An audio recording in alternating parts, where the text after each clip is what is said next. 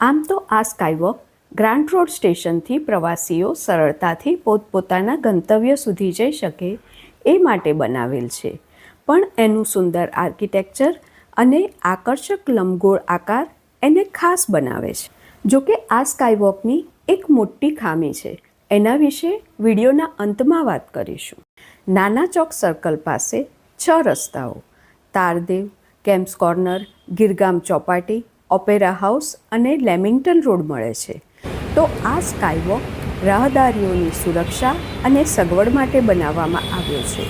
ટ્રાફિકને પણ અગવડ ન પહોંચે એ માટે આ સ્કાયવોક ફક્ત એક પાયલન પર 16 સ્ટ્રેસ કેબલની મદદથી ઊભો રાખવામાં આવ્યો છે, જેથી સર્કલ પર ગ્રાઉન્ડ ઓબ્સ્ટ્રક્શન ઓછામાં ઓછું રહે. બીજી વિગતો જોઈએ તો લગભગ 500 મીટર લાંબા અને 4 મીટર પહોળા આ સ્કાયવોક પર 3 એસ્કેલેટર અને 4 સ્ટેર છે. લગભગ 3 માળ જેટલો ઊંચો છે. આ સ્કાયવોકનું બાંધકામ 2008માં શરૂ થયું હતું.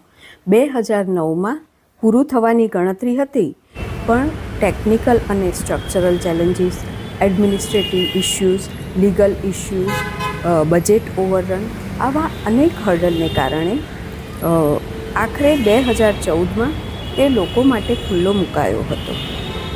આ સ્કાયવોકનો અંદાજિત ખર્ચ લગભગ 39 કરોડ હતો, જે વધતા વધતા 50 કરોડ સુધી પહોંચ્યો હતો, જેમાંથી લગભગ 11 કરોડ બ્યુટિફિકેશન માટે ફાળવવામાં આવ્યા હતા, જેમાંથી લગભગ 3.8 કરોડ LED લાઇટ માટે વપરાયા હતા.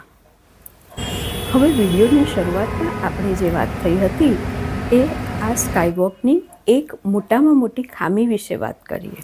દિવસના 60,000 રાહદારીઓ માટે બનાવેલ આ બ્રિજને માંડ 25,000 રાહદારીઓ વાપરે છે. શરૂઆતમાં લોકો વિરોધ કરતા હતા કે આ બ્રિજ યુઝર ફ્રેન્ડલી નથી. તે વાત સાચી પુરવાર થઈ. આટલા ઊંચા અને લાંબા સ્કાયવોકનો ઉપયોગ કરવાને બદલે મોટે ભાગે લોકો ટ્રાફિકમાંથી પસાર થવું પ્રિફર કરે છે. અને એક ખાનગી વાત કહું તો અમે આ સ્કાયવોકનો ઉપયોગ વોક લેવા માટે કરીએ છીએ.